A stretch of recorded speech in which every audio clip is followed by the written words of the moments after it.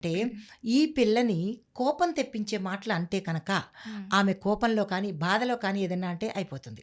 హ్మ్. ఆ విషయంలో ఇటు పుట్టింటి వాళ్ళు అత్తింటి వాళ్ళు చాలా జాగ్రత్తగా ఉండాలి. ఓకే, హ్మ్. ఇది తప్పదు అంటే శాస్త్రవచనము. హ్మ్. దీంతో పాటు ఇంకొకటి ఏంటంటే ఆ పిల్ల గుణగణాలు ఏంటంటే కనుక గంభీరమైన వ్యక్తిత్వం కలిగి ఉంటుంది. హ్మ్. చేజాచే గుణం ఉండదు. హ్మ్. సెల్ఫ్ రెస్పెక్ట్ ఉంటుంది.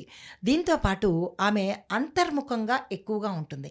అంటే లైక్ ఇంట్రావర్ట్ అనమాట. హ్మ్. తన కష్టం కానీ తన బాధ కానీ సంతోషం కానీ ఏది ఓపెన్ అవ్వదు హ్మ్. ఆడపిల్ల అయితే కనుక. అయితే చాలా శక్తివంతమైన పవర్ఫుల్ ఆత్మబలం ఉంటుంది ఆ పిల్లకి. దీంతో పాటు ఇంకోటి ఏంటంటే మానసికంగా షీఈ్ వెరీ స్ట్రాంగ్. తర్వాత ఆధ్యాత్మిక పరంగా, తర్వాత దైవిక పరంగా ఈ పిల్ల అంటే ఆ రోజు పుట్టిన అమ్మాయి చాలా స్ట్రాంగ్గా స్టబర్న్గా ఉంటుంది. నిర్ణయాలు తొందరగా తీసుకోదు. తీసుకున్నదంటే దానికి కట్టుబడి ఉంటుంది. దీంతో పాటుగా ఏంటంటే తల్లిదండ్రుల మీద ఎప్పటికీ మమకారం ఉంటుంది.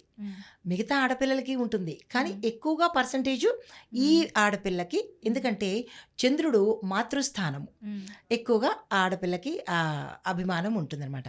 దీంతో పాటు ఏంటంటే జ్యోతిష శాస్త్ర ప్రకారము ఈ అమావాస్య రోజు పుట్టిన ఆడపిల్లలకు కుటుంబ పరంగా ఆమె చేత ఎక్కువగా వ్రతాలు నోములు చేయిస్తే ఆ పిల్ల చేత పుట్టింటి వారికి అత్తింటి వారికి కూడా చాలా శుభం ఉంటుంది.